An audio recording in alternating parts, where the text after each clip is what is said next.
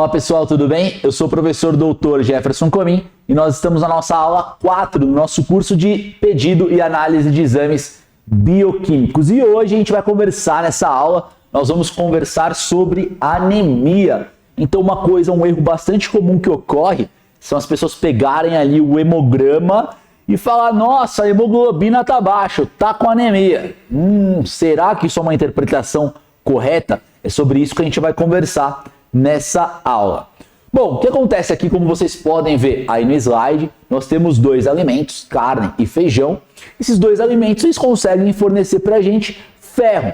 É claro que a carne vai fornecer o famoso ferro M e o feijão vai fornecer o ferro não M.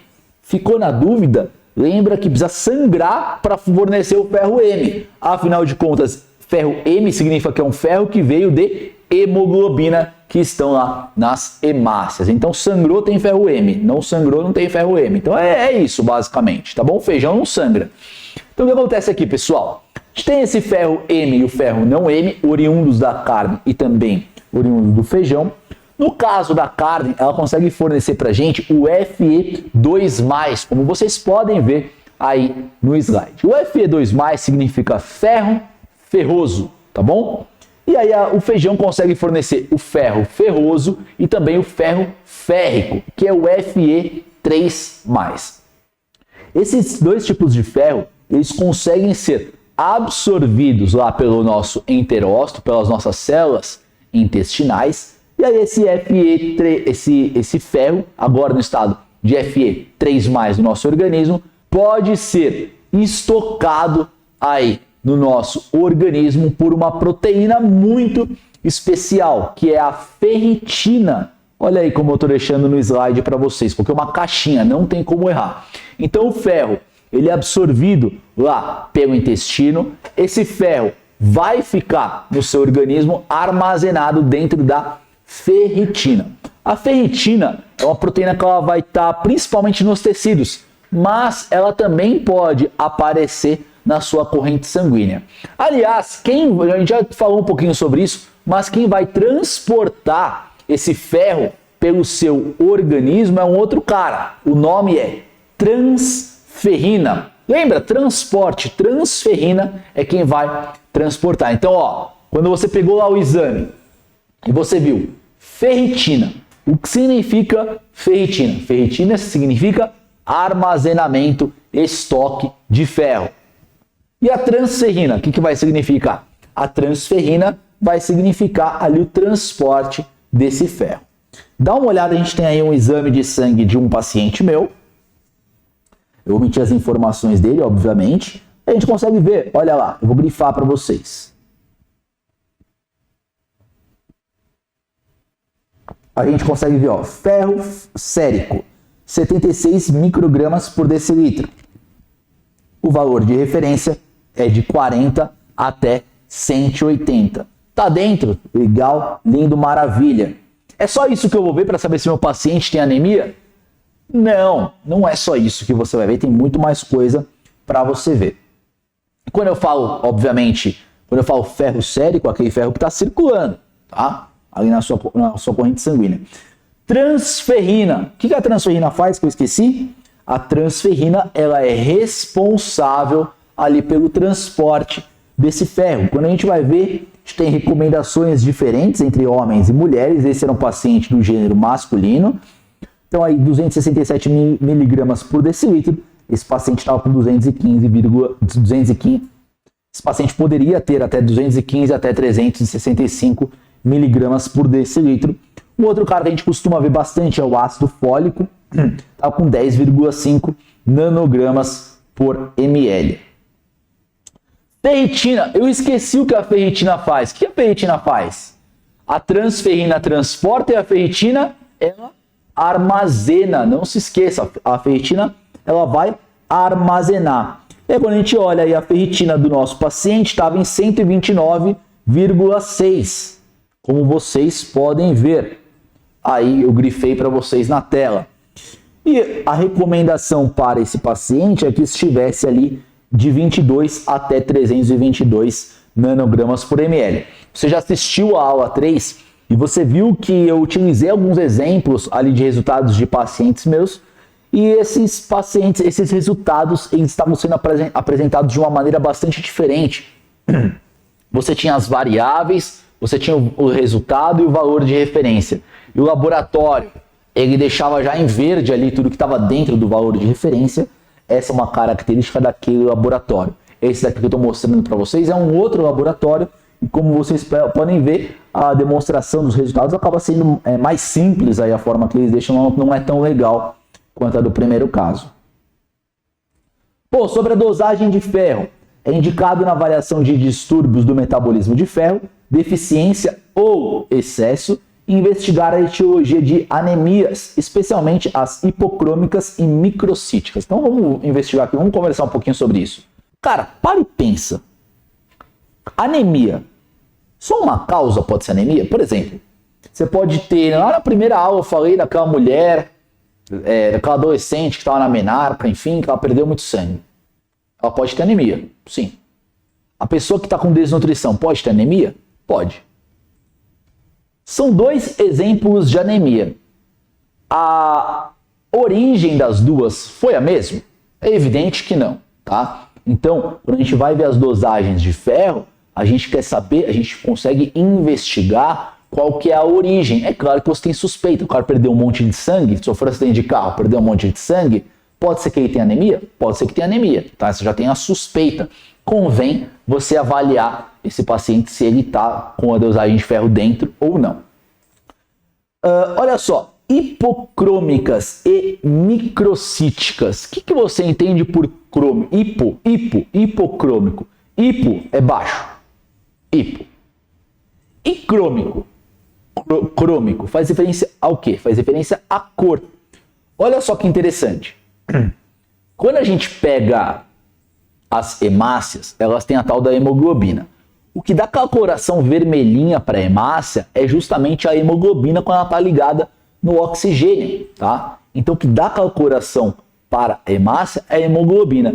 Agora se você pega uma célula, você pega ali uma amostra e você olha que essa amostra, as hemácias, elas não estão com a coloração que elas deveriam estar. Como que você acha que vai estar a hemoglobina? Vai estar em níveis aceitáveis ou vai estar lá embaixo? É bastante provável que a hemoglobina esteja baixa. A gente já falou lá sobre hematócrito, a gente falou sobre hemácia, a gente falou sobre volume corpuscular médio, a gente falou sobre tudo isso na aula anterior. Então, quando eu falo hipocrômico, quer dizer que a célula ela não está com a coloração que ela deveria estar, tá? E isso pode ser, a hipótese pode ser de que ela não contém hemoglobinas ali nas quantidades, essa célula não contém hemoglobina na quantidade que deveria. Um exemplo muito legal para você ver esse conceito no seu dia a dia então de novo, o que dá coloração para a hemácia é a hemoglobina ligada ao oxigênio. Aí você está aí de boa, aí você fala, vou fazer um churrasco. E você pega e vai no açougue. Precisa comprar carne antes de fazer o churrasco, se você não sabia. Você vai lá no açougue. Quando você vai no açougue, vou arrumar aqui. Quando você vai lá no açougue, você pega aquela carne que está embalada a vácuo. E ela está embalada a vácuo, ela está com uma coloração bem vermelhinha, bem vermelha. Você comprou ela, levou para sua casa, tirou ela da embalagem e deixou em cima da pia para você temperar depois. Ou então para ir descongelando, sei lá, alguma coisa do tipo. Ou então você deixa essa carne já temperada um pouco na geladeira. Quando você volta, essa carne, ela tá com aquele mesmo vermelho forte? Não. Você pode ver que ela perdeu um pouquinho da coloração dela.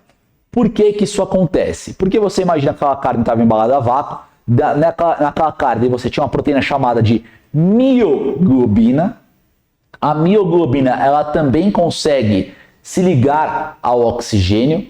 Essa mioglobina também fica vermelha. E você também tem sangue naquela carne, você também tem hemoglobina também ligada ao oxigênio. Quando ela está embalada a vácuo, essas proteínas elas não têm contato com a atmosfera. Então essas proteínas conseguem ficar segurando o oxigênio e a coloração da carne fica bem vermelhinha. À medida que você tira essa embalagem, o que acontece? Essa hemoglobina e essa mioglobina se soltam do oxigênio. E dessa forma a carne perde a coloração, tá? Então só para vocês verem como que a hemoglobina consegue dar a coloração para as nossas hemácias. E um outro conceito que surge aqui pra gente, na verdade eu vou falar isso, mas eu tenho certeza que você lembra, porque você praticou todas aquelas terminologias que eu passei na aula 1 para vocês. Microcítico. Cítico faz referência ao quê? Tempo. Mentira. Cítico faz referência à célula. E micro, tamanho, pequeno. Então quando eu falo que você tem ali células, você tem microcítica, anemia microcítica, quer dizer que as suas hemácias elas estão pequenininhas, tá? Microcítico. Então a dosagem de ferro, ela é importante para você obter dados relevantes sobre essas variáveis. Ela ainda pode ser utilizada como indicativo de distúrbios no metabolismo de ferro, por deficiência. Não deve ser, olha só que interessante e importante isso, não deve ser utilizado isoladamente. Ou seja, você pediu a dosagem de ferro sérica do seu paciente, você não vai pedir só isso. Você vai pedir outras coisas também, como por exemplo, capacidade de ligação do ferro, saturação de transferrina e dosagem da ferritina. Então você não pede só um. Você usa diferentes variáveis ali para confirmar uma hipótese diagnóstica ali nutricional, obviamente. Pode ser indicativo de baixo consumo de ferro na dieta ou perda de sangue, dosagem de ferro, obviamente. Olha só o que eu coloquei aí para vocês dar uma olhada nessa tabela. Então a gente tem aí condição de um lado e efeito da concentração de ferro, efeito sobre a concentração sérica de ferro. Ou seja, você pegou e viu alguma anomalia ali de ferro no seu paciente, o que você faz? Você pega isso e compara com a tabelinha que você está vendo agora, tá? Olha aí, então, hemólise. O que você entende por hemólise? Quebra, degradação lá das hemácias. O que vai acontecer com a dosagem de ferro? Vai aumentar. A hemácia está lá, dentro tem a hemoglobina e na hemoglobina tem o ferro. Legal, show. Quando a gente faz hemólise, eu quebro essas hemácias. Vocês concordam comigo que aquela hemoglobina que estava lá dentro vai extravasar? Vai cair? Imagina uma bexiga d'água. Você vai lá e rasga essa bexiga. O que acontece com a água que estava lá dentro? Vai extravasar. Com a hemácia é a mesma coisa. Você vai lá, quebrou essa hemácia. Aquela hemoglobina que estava lá dentro vai extravasar. E dessa forma vai começar a aparecer mais ferro disponível na sua corrente sanguínea, tá? Então, se houver um aumento ali de ferro na corrente sanguínea do seu paciente ou na sua, enfim, isso pode ser sinal de hemólise, pode ser, tá? Contaminação de materiais utilizados na realização do exame, pode haver um aumento de 10 até 30%. Ciclo menstrual, fase pré-menstrual e fase menstrual. Na fase pré-menstrual, a gente pode ter um aumento de 10 a 30%, ao passo que na fase menstrual a gente pode ter uma diminuição de 10 até 30%. Na gravidez, sem deficiência prévia de ferro, um aumento. Na ingestão de ferro por medicamentos e complexos vitamínicos, um aumento de valores superiores a 300 microgramas por decilitro. Uso de anticoncepcionais também pode ocorrer um aumento maior do que 200 microgramas por decilitro. Contaminação de materiais utilizados na coleta e realização do exame pode também ter um aumento de 200 microgramas por litro. Hepatites, pode haver um aumento de 1000 microgramas por litro. Processo infeccioso, ficou errado aí nessa digitação, pelo amor de Deus. Pode ter uma diminuição. Imunização, também diminuição. Infarto agudo do miocárdio, diminuição. Hepatite, hepatite, aumento. E no caso de kwashiorkor, bastante grave, né? Você pode ter também uma diminuição aí na dosagem férica, na concentração sérica de ferro. Determinação da capacidade total de ligação do ferro. É indicada em conjunto com a avaliação do ferro. Determina a concentração máxima de ferro que pode ser transportada pela transferrina. Então imagina que você tem o ferro, se absorveu esse ferro através da dieta. Esse ferro pode ser armazenado na ferritina, mas esse ferro vai ser transportado pela transferrina. A transferrina vem e tem que se ligar aqui nesse ferro. E se ela não se ligar? E aí? Isso é um problema, não é? Você vai conseguir transportar o ferro? É claro que não. Então, por isso que a gente pede a determinação da capacidade total de ligação do ferro. Normalmente aparece lá CTLF no exame, tá? É útil na investigação de anemias. A transferrina, como eu falei para vocês, ao ser o transporte aí do ferro pelo sangue, ela reflete a capacidade total de transportar o ferro, obviamente. A ferritina, como nós já havíamos conversado, ela é indicada para avaliação de distúrbios do metabolismo do ferro. Reflete o estoque celular de ferro. Por exemplo, uma pessoa que está com ferritina baixa, normalmente essa pessoa não pode doar sangue, tá? Auxilia no diagnóstico da anemia por deficiência de ferro e deve ser interpretada com ferro sérico, CTLF e transferrina. Cara, você quer ver qualquer coisa qualquer coisa de anemia do seu paciente? Ó, vamos lá, anota aí. Você vai pedir, obviamente, hemograma, que faz parte. Você vai pedir leucograma, também faz parte. Você vai pede lipidograma também, é claro, né? Para ver colesterol total e frações. E aí você vai pedir ferritina, transferrina, capacidade total de ligação do ferro e ferro sérico. Pelo menos isso você vai pedir, tá? Lembrando que tudo isso tem lá na aula 1, quando eu mostro o meu modelinho de pedido de exames, eu coloco ali, até se não me engano, um embaixo do outro, depois dá uma olhadinha. Causas de aumento sérico de ferritina. Jejum prolongado, ingestão de ferro por medicamentos ou então complexos vitamínicos, processos inflamatórios agudos e crônicos, neoplasias, doenças ou lesão hepática, alcoolismo e anemia, que pode ser hemolítica, megaloblástica ou sideroblástica. Olha só, a gente tem essa outra tabela que mostra pra gente aí alguns tipos de causas de anemia hipocrômica e microcítica. Já sabe, né? Hipocrômico e microcítica. Então a gente tem na tabelinha a causa da anemia, como que vai estar o ferro, como que vai estar a capacidade total de ligação do ferro, a saturação da transferrina e também a ferritina. Cara, é só você pegar o exame do seu paciente e comparar com essa tabelinha. Não tem erro, tá? Melhor exercício que você pode fazer é pegar um exame seu, um exame de um parente, alguma coisa do tipo, e ficar comparando, tá? Ficar brincando aí. Coloca na prática o que você está aprendendo aqui, que é a única forma que você vai conseguir atender melhor os seus pacientes, enfim. Então a gente olha lá, no caso de anemia, ferro priva, como que vai estar aí o ferro? Ele vai estar diminuído. Como que vai estar a capacidade total de ligação do ferro? Vai estar aumentado. A saturação da transferrina vai estar diminuída e a ferritina também vai estar diminuída. Então para e pensa, ó. Olha como tudo faz sentido. Você não está comendo ferro. Você não está comendo ferro. Vai ter ferro no seu sangue? É evidente que não. A sua transferrina, ela está lá para transportar ferro. Só que se não tem ferro, vai ter transferrina para transportar também? Não. E a ferritina? A ferritina está lá para armazenar o ferro.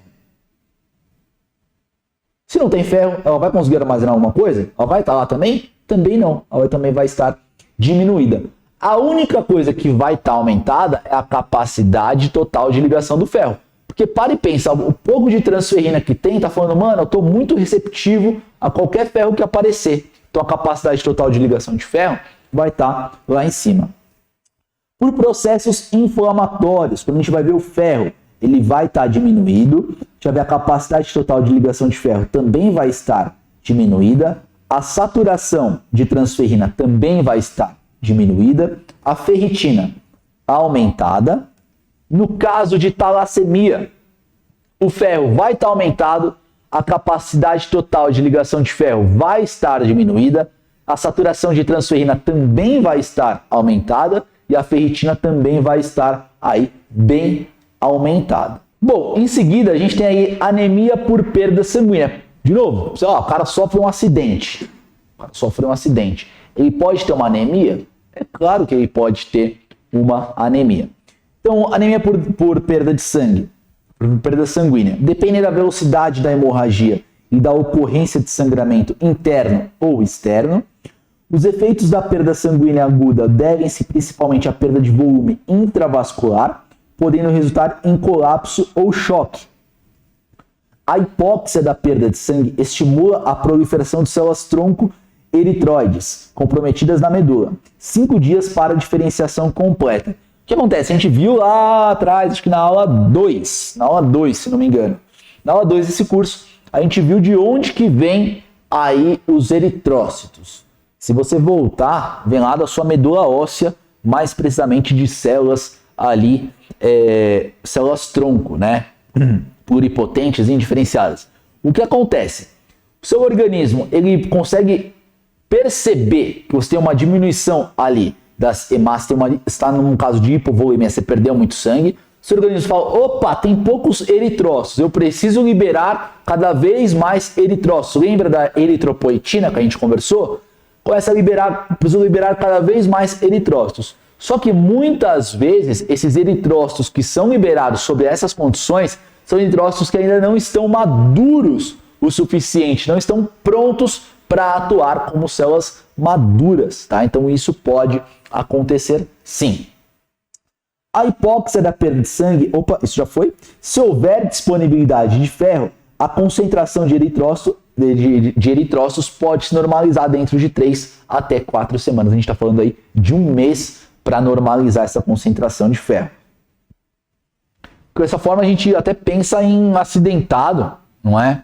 Pessoas que sofrem acidente de carro e perdem muito sangue, a gente pode encontrar esse tipo de condição.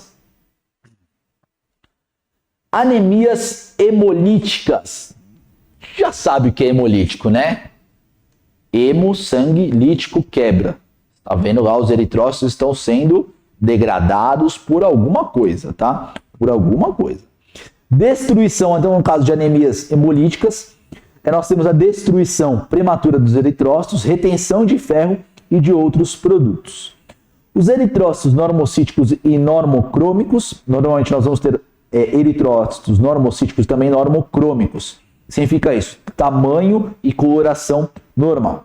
Hiperatividade na medula óssea pode ser dividido em causas intrínsecas ou extrínsecas. No caso de intrínseco, defeitos da membrana causadas por hemoglobinopatias e defeitos enzimáticos hereditários, 2 tipos costumam ser os mais comuns. Substituição anormal de um aminoácido na formação da hemoglobina, síntese deficiente de uma das cadeias polipeptídicas, e extrínsecos, síntese diferente de uma das cadeias polipeptídicas, você já vai saber do que eu estou falando. E extrínsecos, causados por agentes externos, como por exemplo, fármacos, toxinas, bactérias, anticorpos e traumatismo físico. Quando eu estava falando ali de má formação de hemoglobina, a gente pode estar falando de anemia falciforme, tá? O que acontece aqui é que a anemia falciforme é um distúrbio hereditário, havendo presença de uma hemoglobina anormal, que a gente chama de hemoglobina S.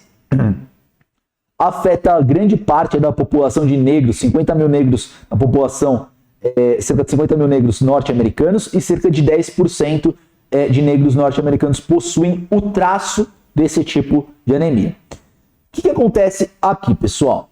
Dá uma olhada nesse slide. Então nós temos aqui uma hemoglobina normal. Quando a gente vai ver a nossa hemoglobina, eu vou fazer um desenho aqui no canto para vocês. A nossa hemoglobina ela é formada por 4 proteínas, tá? Eu já expliquei isso para vocês, é uma proteína de estrutura quaternária. A gente pega uma proteína, que eu estou representando por esse quadradinho, nós unimos a outra proteína, que eu vou fazer outra cor de quadradinho.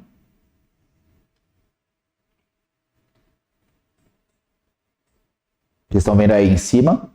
Nós também unimos a outra proteína e a mais uma proteína.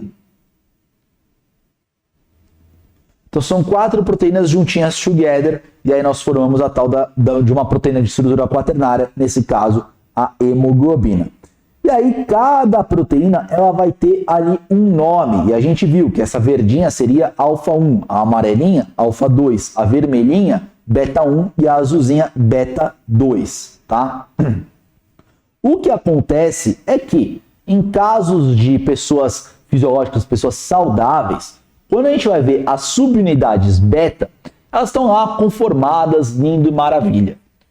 E aí, em uma determinada região, a gente vai ter o ácido glutâmico. A gente vai ter um aminoácido ali naquela região. No caso do paciente que tem anemia falciforme, no lugar desse aminoácido em específico, nós vamos ter um outro aminoácido, a valina. Então, como que funciona a síntese de proteína no nosso corpo? Você pega lá a sua célula, e a sua célula tem o DNA. Legal. O DNA, ele é como se fosse um livro de receitas. É algo muito precioso, você não pode ficar manipulando a todo momento. E dessa forma, toda vez que você quer produzir uma proteína, você tem que ir lá nesse livro de receitas, olhar a receita e fazer essa proteína, que nem um bolo. O que acontece aqui é que, por se tratar de um livro de receitas muito, mas muito especial, a gente não pode ficar manipulando o nosso DNA. Não pode ficar pegando esse livro de receitas e mexendo toda hora. O que a gente faz é tirar uma xerox, exatamente daquela receita que a gente precisa.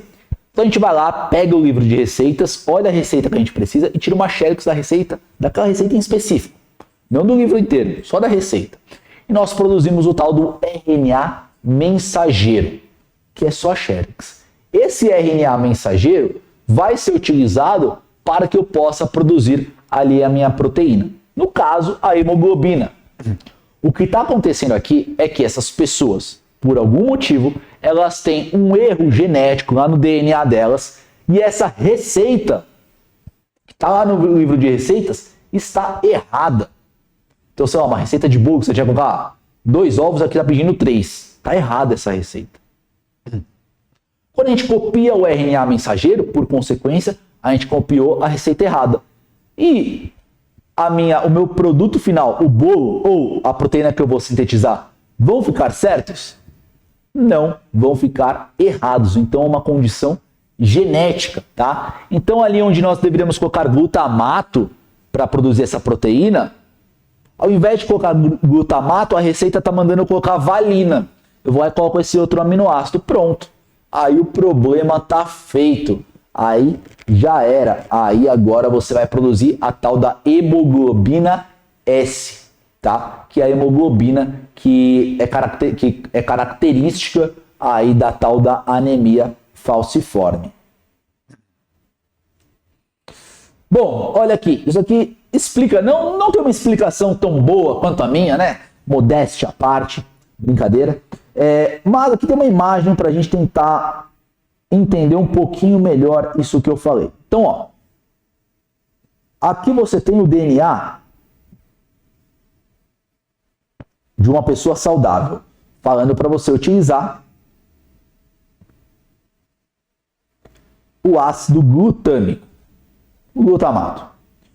Do outro lado, você tem o DNA de uma pessoa que infelizmente tem a anemia falciforme.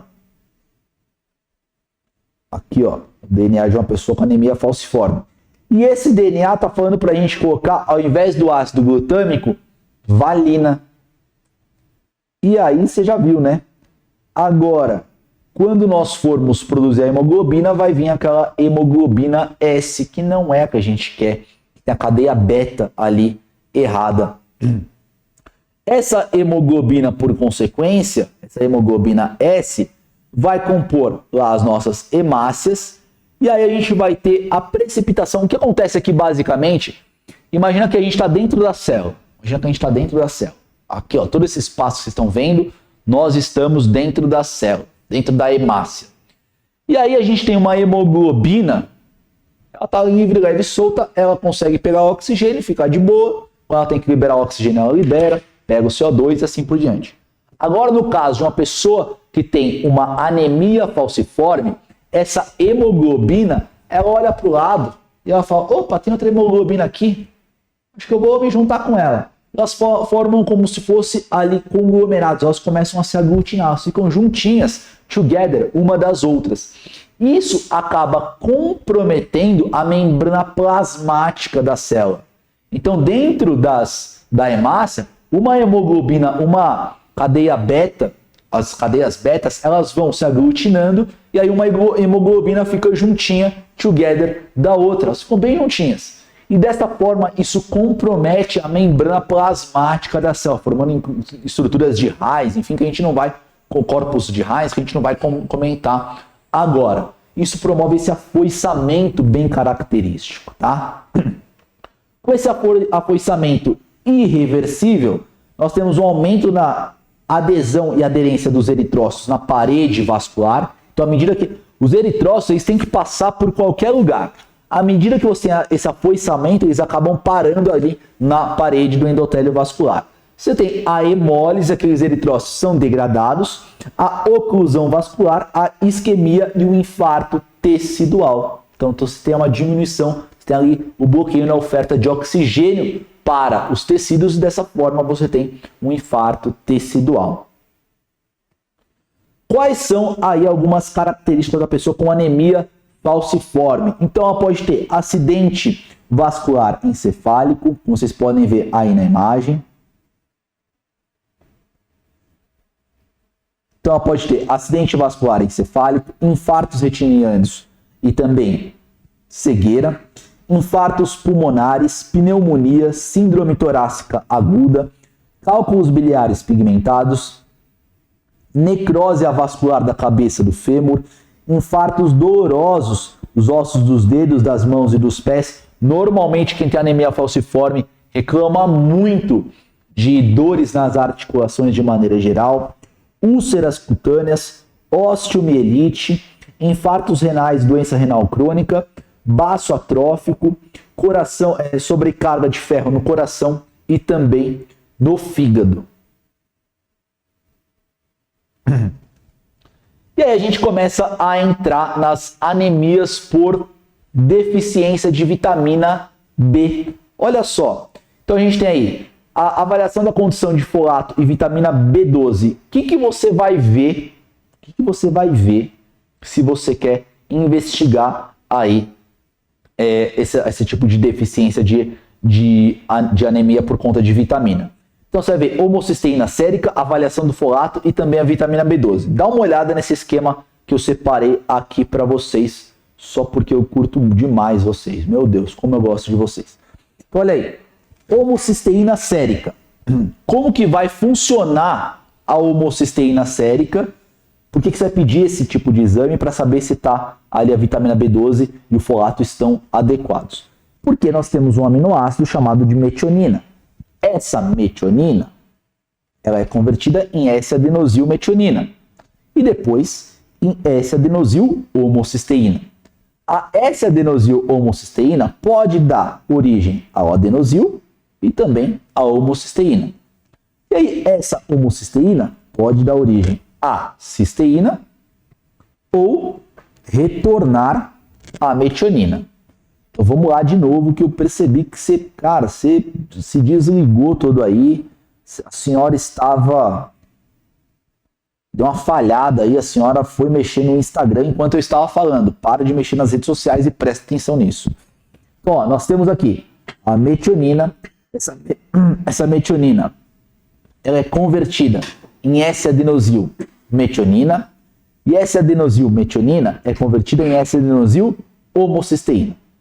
Essa S-adenosil-homocisteína pode virar adenosil ou pode virar homocisteína. A homocisteína, ela pode virar cisteína ou voltar a ser metionina. Beleza? Eu aposto que sim, que isso aqui é muito fácil. Tá, mas aonde você quer chegar? Aonde eu quero chegar é que, para que possamos pegar essa homocisteína e convertê-la em metionina, nós precisamos de vitamina B12. Para pegar a homocisteína e convertê-la em cisteína, nós precisamos de vitamina B6. Pergunta: se eu tiver lá a homocisteína mas eu não tenho nem a vitamina B6, nem a B12, eu vou conseguir obter metionina e cisteína? Não. Ó, se eu não tiver, vamos lá de novo. Vocês estão olhando para mim com uma cara de que não entenderam nada. Sim, eu consigo ver vocês. Preste atenção. Metionina se converte em S-adenosil-metionina, depois S-adenosil-homocisteína, adenosil e homocisteína. A homocisteína, ela pode ser convertida em metionina, desde que você tenha B12. Se eu não tiver B12, eu vou conseguir fazer esse caminho aqui, ó? Não, é claro que não. Então eu preciso da B12. O que pode acontecer é que essa homocisteína, ela também pode ser convertida em cisteína, desde que eu tenha B6. Se eu não tiver B6, eu vou conseguir converter? Também não.